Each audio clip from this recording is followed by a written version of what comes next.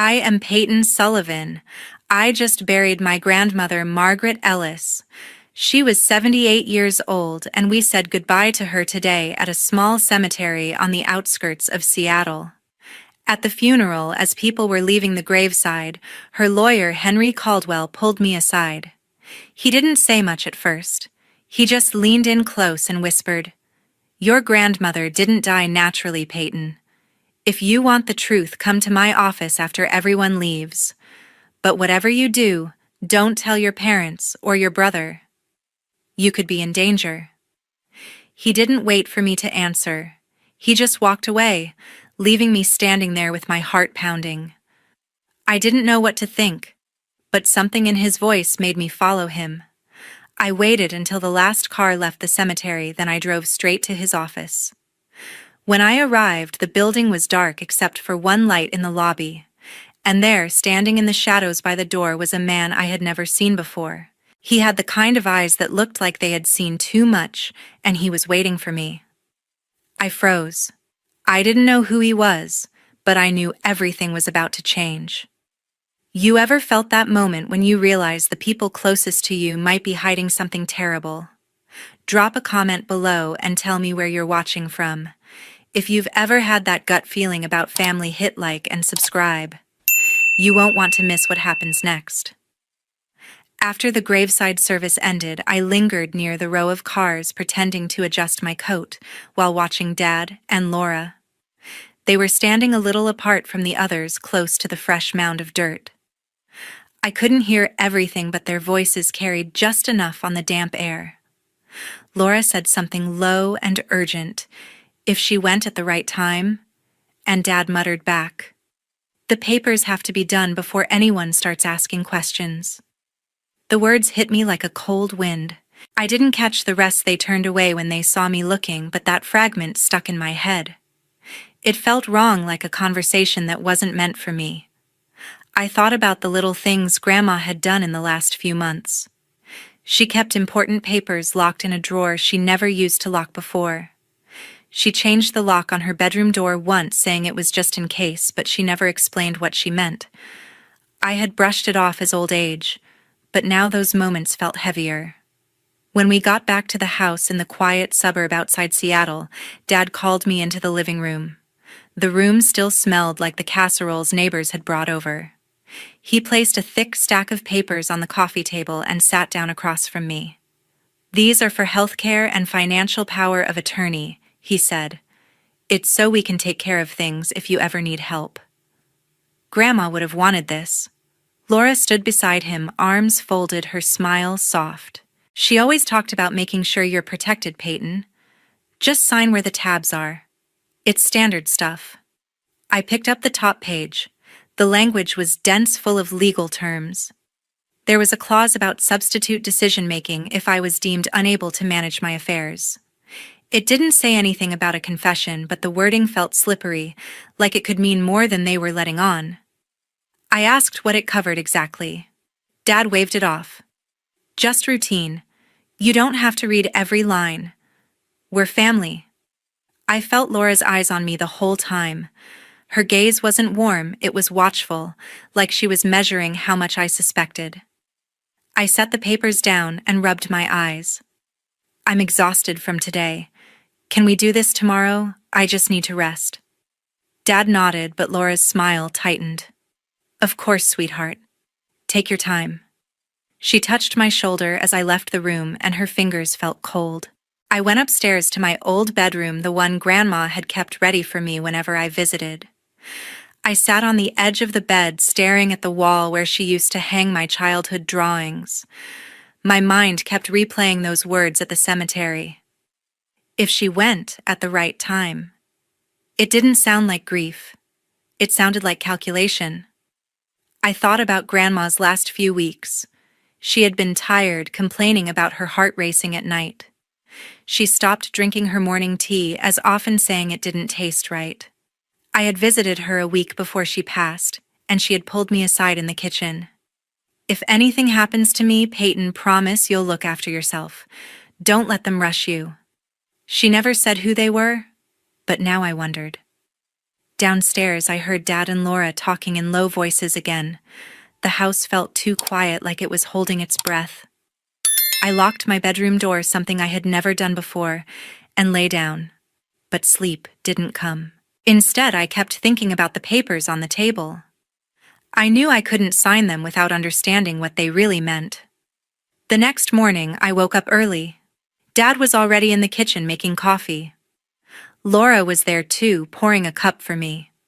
She handed it over with a smile. "You must be tired. Drink this, it'll help." I took the cup, but didn't sip.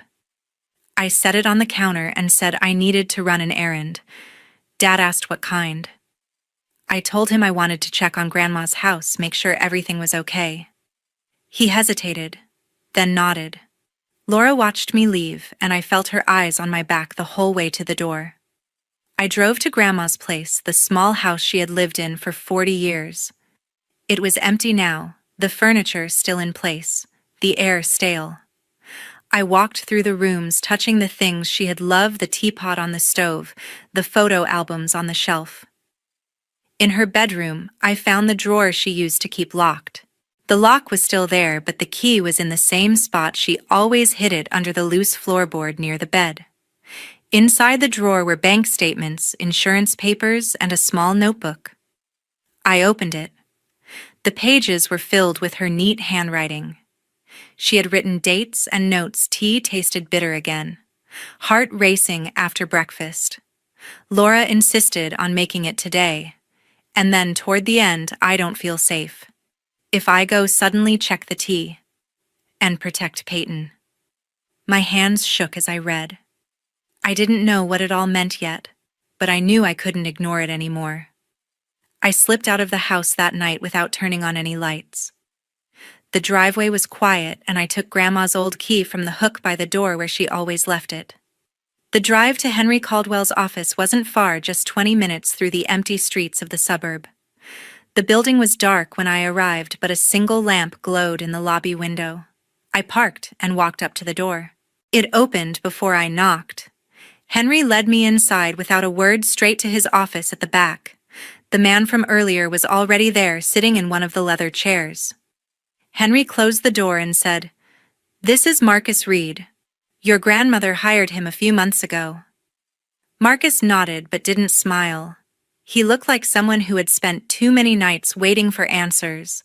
"She came to me because she was worried about something in her daily routine," he said. "She drank herbal tea every morning, and she started noticing it tasted off. She didn't want to accuse anyone, so she asked me to check it quietly. She was afraid of breaking up the family if she was wrong." He opened a folder on the desk and slid a report toward me. It was a lab summary from a private testing service. The page listed compounds in the sample she had sent. Most were normal herbs, but there was one line highlighted: "Unidentified substance detected, not consistent with standard herbal composition. Further analysis recommended." It wasn't a full conclusion, nothing definitive, but it was enough to make my stomach turn. I stared at the paper. "This doesn't mean anything yet," I said. "It could be nothing." Marcus leaned forward. "Your grandmother thought it was something. She told me if anything happened to her suddenly, I should show this to you. She said you were the only one she trusted to look into it." I shook my head. "My dad loved her. He couldn't." Henry put a hand on my shoulder. "She didn't accuse him directly. She just wanted to be sure. That's why she kept it from the police. She didn't want a big investigation tearing the family apart." I felt the room get smaller. My mind raced back to the cemetery, to those half-heard words from Dad and Laura, to the way Laura had watched me all evening. I thought about Grandma's face in her last weeks, pale, tired, but still trying to smile when I visited. She had hugged me tighter than usual, like she was saying goodbye. Marcus closed the folder. "We don't have proof yet, but she wanted you to know. If you decide to dig deeper, I'll help. If not, walk away now." I didn't answer right away. Part of me wanted to run back home and pretend none of this was real, but another part, the part that remembered Grandma's quiet warnings, knew I couldn't. I looked at Marcus. What do we do next? He didn't answer immediately. He just looked at me like he was waiting for me to decide how far I was willing to go. I sat there in the quiet office, the lamp casting long shadows across the desk. Marcus waited, patient but not pushing. Henry stood by the window, arms folded, watching the street outside. The rain had started again, tapping against the glass. I thought about Grandma's kitchen, the way she used to pour tea into her favorite cup, the one with the chipped handle. She always said it brought good luck. Now it felt like everything she touched was tainted. I finally spoke. Show me the sample she sent you. Marcus reached into his bag and pulled out a small sealed bag. Inside was a plastic vial with a few tea leaves and a powdery residue. She collected this from her last batch, he said. The lab found the anomaly, but they need more time for full testing. She didn't want to wait. I took the bag, turning it over in my hands. The leaves looked ordinary, but knowing where they came from made my skin crawl. She really believed this was happening to her. She did, Marcus said. She wrote it all down. Dates, times, how she felt after each cup. She was methodical. That's why she hired me, to protect you if she couldn't. Henry cleared his throat. She left instructions for you, Peyton. If you want them, they're in the safe. But once you take them, there's no going back. I looked at the folder on the desk. The report stared back at me, its words cold and clinical. I thought about Dad, how he used to carry Grandma's groceries when she was tired, how he laughed at her jokes. Could that same man be hiding something this dark? The idea made me sick. But Laura's face flashed in my mind, her watchful eyes, her too perfect smile. And those words at the cemetery. They weren't about grief. They were about timing. I took a breath. I want to see what she left. Henry nodded and went to the safe in the corner. He spun the dial and pulled out a small envelope. My name was written on the front in Grandma's handwriting. Inside was a single sheet of paper and a flash drive. The paper read, Peyton. If you're reading this, I'm gone. Trust Marcus. He knows the truth. The drive has recordings and notes. Don't let them take everything from you. Love, Grandma. I held the envelope tight. My hands were shaking. Marcus watched me. You ready for this? I wasn't. But I nodded anyway. Marcus handed me the notebook, and I opened it with careful fingers. The pages were filled with Grandma's familiar handwriting, neat, slightly slanted, the same way she used to write birthday cards. She hadn't named anyone directly. Instead, she used phrases that only made sense now. The one who pours the tea isn't the same person I trusted anymore. Each cup carries a new kind of ache. She described the symptoms in quiet detail: mornings when her hands trembled so much she could barely hold the cup, afternoons when her hair came out in clumps in the brush, nights when her heart raced like it was trying to escape her chest. She wrote about how she started saving small amounts of the tea leaves after each batch, hiding them in a tin under the sink. One entry read, "The taste changed again today. Bitter, almost metallic. I pretended to drink it all, but I poured some into a vial when no one was looking." She mentioned sending samples to Marcus, asking him to test them privately. I can't go to the authorities yet. Family is fragile. If I'm wrong, I'll lose everything. Toward the end, the writing grew shakier. They want the house and the money, Peyton. Don't let them take you too. You're the only one left who might see through it.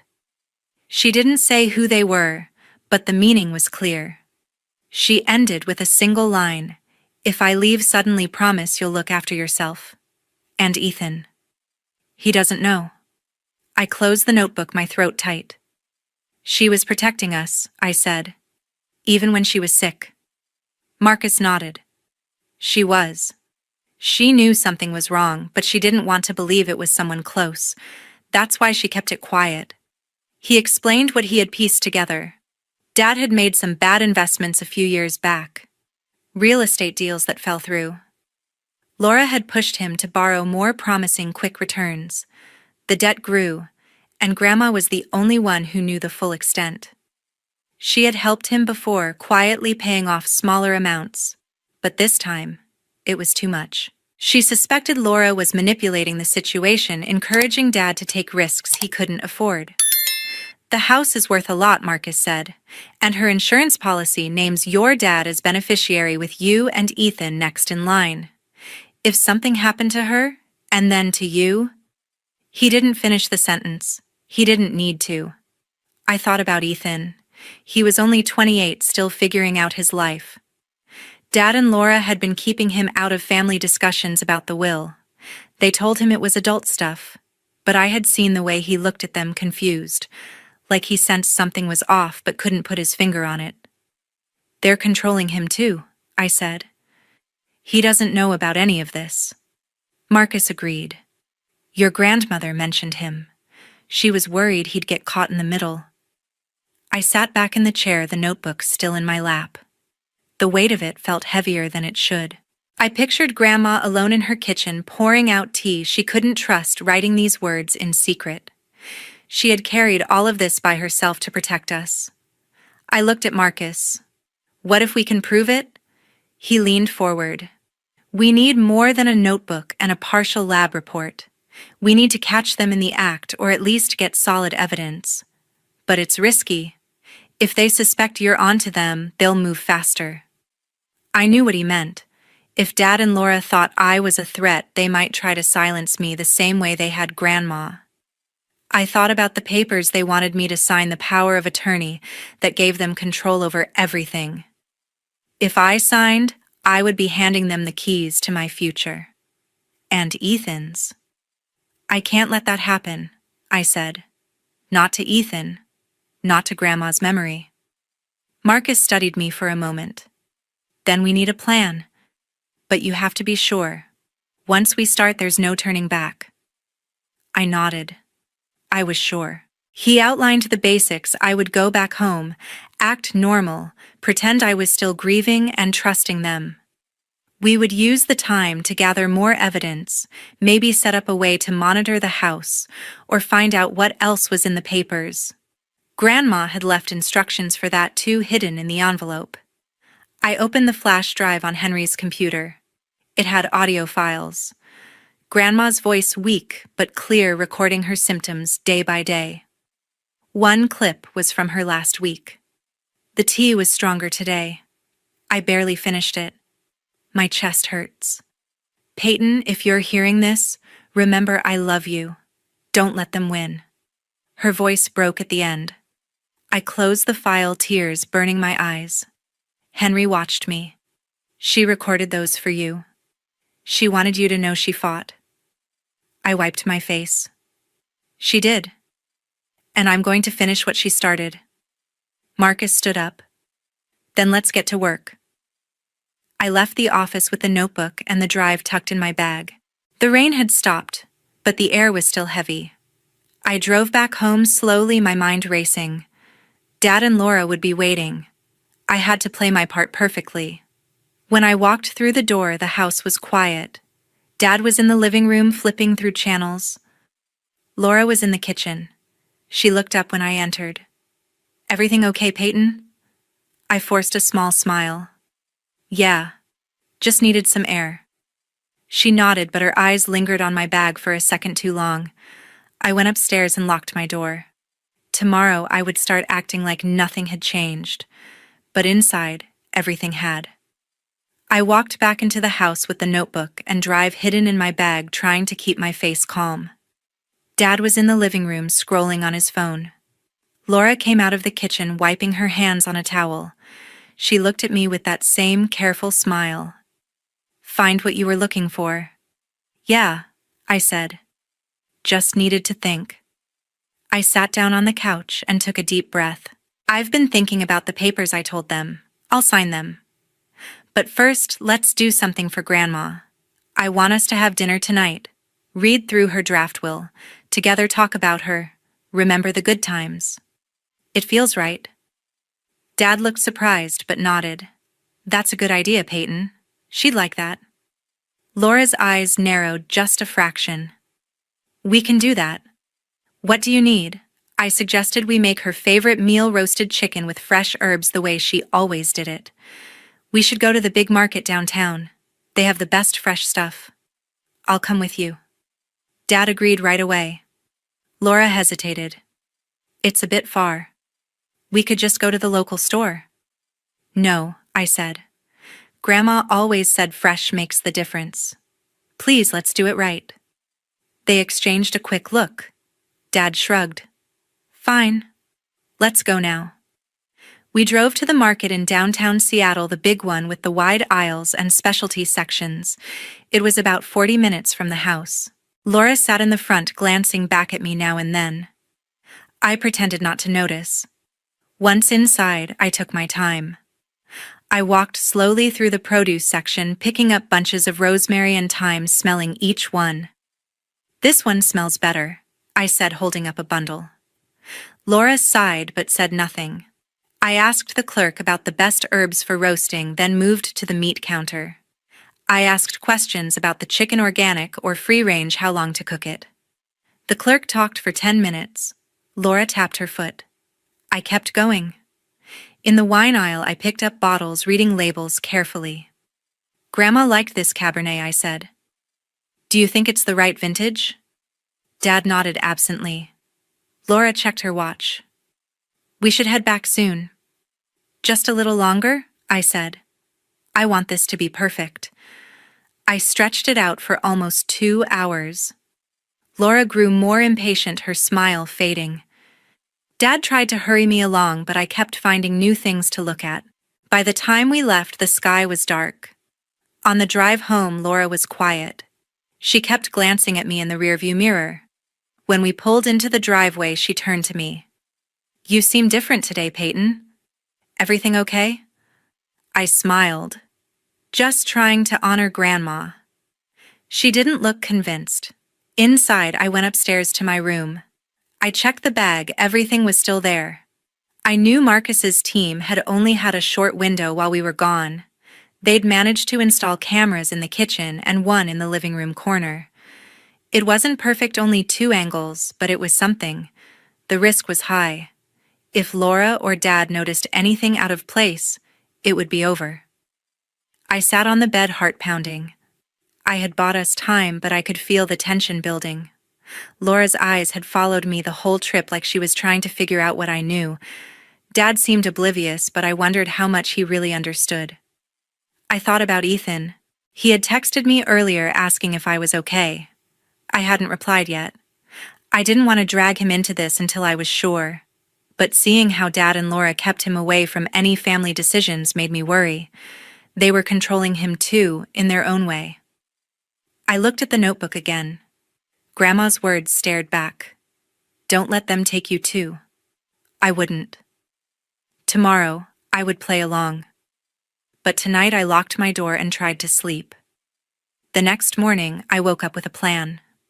I went downstairs and found Laura in the kitchen. She was making coffee. Dad was outside checking the mail. I sat at the table and said, I'm ready to sign the papers today, but let's make sure everything is clear first. I want to go over them together. Laura's face brightened. Of course. I'll get them. She left the room and came back with the stack. We spread them out on the table. I asked questions about each page, pretending to be confused. What does this part about substitute decision-making mean? I asked. It's just in case you're ever unable to handle things yourself, Laura said. We'd step in to help. I nodded slowly. Makes sense. I just want to be sure. Dad came in and sat down. We went through the documents line by line. I dragged it out, asking for explanations on every clause. Laura's patience thinned, but she answered. Dad seemed relieved that I was cooperating. When we finished, I signed where they pointed. My hand shook a little, but I hid it. There, I said. It's done. Laura smiled. Thank you, Peyton. This will make things easier. I stood up. I'm going to rest now. See you later. I went back to my room. The cameras were in place. The papers were signed. Now all I had to do was wait for them to make their next move. I woke up early, the house still quiet except for the soft hum of the refrigerator downstairs. I stayed in bed for a few minutes, breathing slowly, getting my face ready.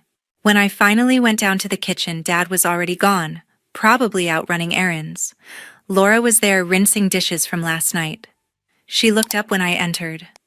"Morning, Peyton. You look tired." "I am," I said, rubbing my eyes. "I didn't sleep well. Grandma's been on my mind." She nodded, her expression sympathetic. "That's normal. Want some tea? I can make her favorite herbal blend." I sat at the table. "Yes, please. Just like she used to make it." Laura turned to the stove. She filled the kettle and set it on the burner. I watched her back as she reached for the tin of loose tea leaves. The kettle clicked as it heated. She moved slowly, like she was trying to be careful. I pretended to check my phone, but my eyes stayed on her. When the kettle whistled, she poured the water over the leaves in the teapot. Then she stepped to the side, out of my direct line of sight, near the counter where the spice rack was. I heard a faint clink, something small being opened. I stood up quietly and walked toward the sink, pretending to get a glass of water. As I passed the counter, I saw her.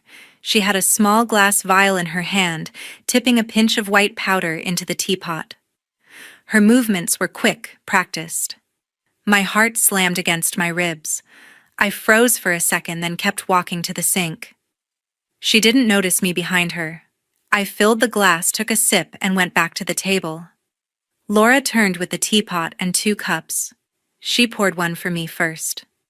"Here you go," she said, setting it in front of me. "Careful, it's hot."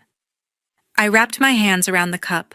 The steam rose, carrying the familiar herbal scent. I lifted it to my lips, but my hand shook. I lowered it again. "Sorry," I said. "I'm still clumsy this morning." I set the cup down too fast. It tipped over, tea spilling across the table and onto the floor. Laura jumped back. "Oh no, I'm so sorry," I said, jumping up. "I'm such a mess. Can you make another one? Please, I really need it." Laura stared at the spill for a moment. Her jaw tightened, but she forced a smile. "Of course. Let me clean this up first." She grabbed a towel and wiped the table. I helped, my hands trembling for real now. She refilled the kettle and started over. This time I stayed closer, watching every move. She reached for the vial again when she thought I wasn't looking. The powder went in, just a small amount, but enough. She poured the 2nd cup and handed it to me. "Try this one." I took it. My fingers shook so badly the tea sloshed. I brought it to my mouth close enough that the heat touched my lips. For a second I thought I might actually drink it, just to test if she would stop me, but I didn't. I set it down slowly. "Thanks, Laura," I said. "I'll sip it in a bit." She watched me for a long moment. "You sure you're okay?" "Yeah," I said. "Just tired." I sat back down. The cup steamed in front of me. I knew Marcus was watching through the camera in the kitchen corner. But the angle was limited, one clear view of the counter, but not perfect. If she had been faster, or if I hadn't stepped in, the evidence might not have been enough. The risk felt too high. One wrong move and everything could fall apart. Laura went back to the sink, rinsing the teapot. I stared at the cup. The tea looked innocent, but I knew better now. My hands were still shaking. I thought about Grandma, how many times she had sat at this same table drinking what she didn't trust. I needed to end this soon. I stood up and walked to the living room. Dad was back, sitting on the couch. He looked up. "Everything okay?" "Yeah," I said. "Just having some tea." He nodded and went back to his phone. I sat down across from him. Laura came in a minute later, carrying her own cup. She sat next to Dad. "You should drink it before it gets cold," she said. I picked up the cup again. My hand trembled. I brought it close, pretending to blow on it. Then I set it down. "Actually, I think I'll wait a bit. My stomach's not great." Laura's smile tightened. "Suit yourself." I stayed there for a while, talking about nothing, weather, the neighbors, anything to fill the silence. Dad seemed relaxed. Laura kept glancing at my cup. I knew she was waiting for me to drink it. The camera captured it all, but the angle wasn't ideal. Marcus had warned me about that. If the powder wasn't visible clearly, it might not hold up. I had to make sure they did it again, or find a way to get better evidence. I thought about Ethan. He was upstairs, probably still sleeping. I hadn't seen him since last night. I wondered if he knew anything. Dad and Laura had kept him out of everything, told him the will was private. But he was part of this family, too. I excused myself and went upstairs. Ethan's door was closed. I knocked softly. He opened it, looking sleepy. "Hey," he said. "You okay?" "Yeah," I said. "Just checking on you." He rubbed his eyes. "Mom and Dad are acting weird. They keep asking if I've talked to you about the papers." I nodded. "They're pushing me to sign stuff. I'm handling it." He frowned. "What stuff?" "Nothing important," I lied. "Just family things." He didn't look convinced, but he didn't push. "Let me know if you need help." I hugged him quickly. "I will." Back downstairs, Laura was waiting. "You should drink your tea," she said. "It'll help you relax." I picked it up again. This time, I pretended to take a sip. The liquid touched my lips, but I didn't swallow. I set it down. "Tastes a little off," I said. Laura's face changed just for a second. Then she smiled. "Maybe it's the new blend." I nodded. Maybe. I knew the camera had caught it. But the risk was still there. One more step, and I could end this. I stood up from the table, my hands steady now despite the pounding in my chest. The tea sat untouched in front of me. Laura watched me closely, her smile gone. Dad looked up from his phone, confused. Grandma knew everything I said. My voice clear. She left a notebook and samples. She knew what was happening. Laura's face went pale. Dad froze. "Peyton, what are you talking about?" I pulled out my phone and opened the app Marcus had set up. The live feed from the kitchen camera appeared. I turned the screen toward them. "Watch this." The video showed Laura at the counter earlier, the vial in her hand, the white powder falling into the teapot. It was clear enough, the angle caught her movements perfectly. Laura's breath caught. Dad stared at the screen, color draining from his face. Laura stepped back. I didn't." "Daniel, tell her it's not what it looks like." Dad didn't speak. He just kept staring at the video, his mouth open. I kept going. "She wrote it all down. The symptoms, the bitter taste, the way you both acted. She knew you wanted the house, the insurance, everything." Laura's eyes darted to Dad. "Daniel, say something." He finally looked at me. "Peyton?" "I didn't know. I swear." Laura laughed, a sharp, panicked sound. "He's lying. He planned it all. I just went along because he threatened me." Dad shook his head. "No." "Laura, stop. I didn't let them argue. The papers you had me sign, they weren't just power of attorney. They were an end-of-life directive giving you the right to make medical decisions for me if I was incapable. You wanted to declare me unfit, take control, and cut me out of the inheritance." Laura lunged for the phone. "Turn that off." I pulled it back. "It's too late. The footage is already saved, and the police are watching right now." At that moment, the front and back doors burst open. Officers in uniforms rushed in, guns drawn. Police hands where we can see them. Laura screamed and dropped to the floor, hands over her head. Dad raised his arms slowly, eyes wide. Two officers cuffed Laura first.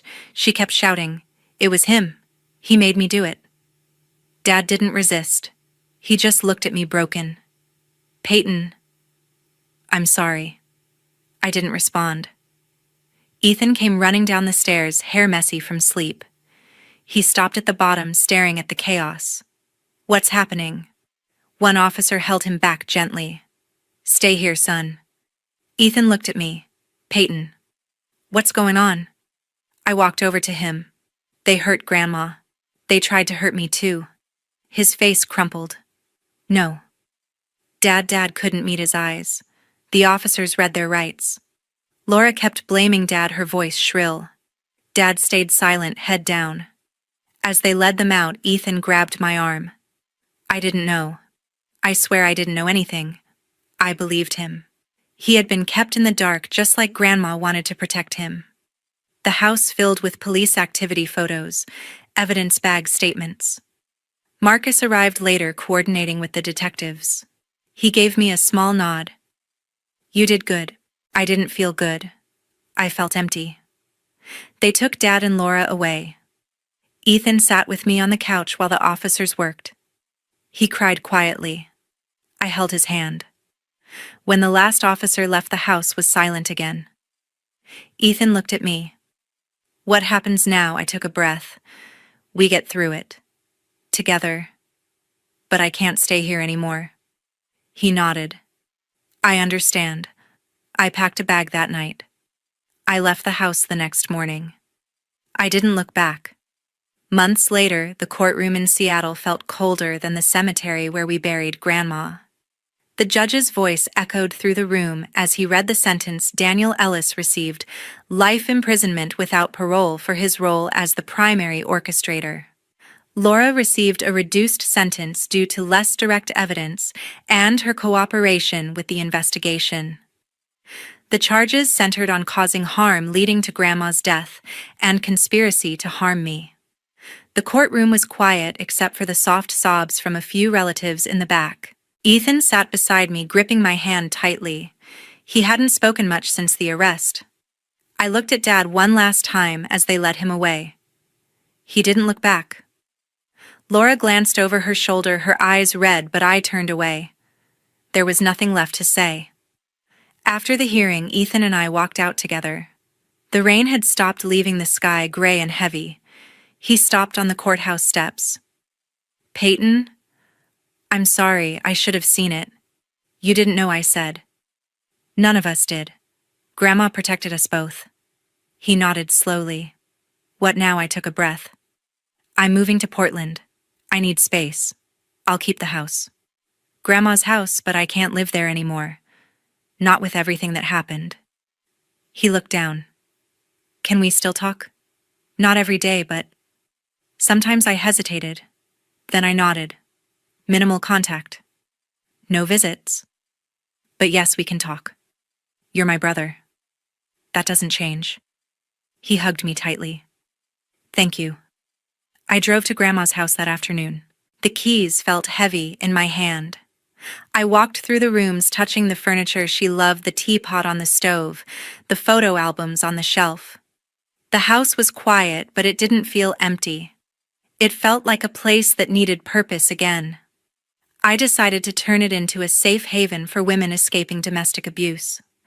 I worked with local organizations to set it up: bedrooms for short-term stays, counseling space in the living room, a garden out back where they could sit and breathe. I used part of the inheritance to fund it. Grandma would have wanted that. She always said the house was meant to shelter people, not just hold memories. I moved to Portland a few weeks later. I found a small apartment near the river. It was simple, quiet. I started a new job at a nonprofit helping with financial planning for families in crisis. Every day felt a little easier than the last. I don't talk to Dad or Laura. The court ordered no contact, and I didn't fight it. Ethan calls, sometimes short conversations about his life, his job, nothing deep.